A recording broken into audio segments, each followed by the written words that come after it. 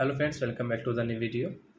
Today video title is guys how to set face lock in Oppo K10 phone. Guys, you want to set your face lock, so you can set in the video guys. I will show you how to set it.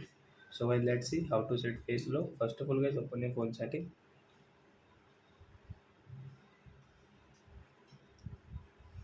Then guys scroll it and guys click on password and security setting.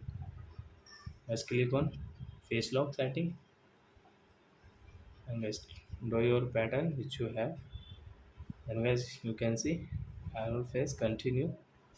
Then guys now we will have to show our face, so while I'm going to pause video, then guys show your face, then I will do what will we have to do after that. So you can see this done option. Guys, after showing face it will set automatic guys, don't worry. So I hope friends you have understood, and guys let's see. So as you can see now we have face lock in our Oppo phone. While when you will show your face, so guys,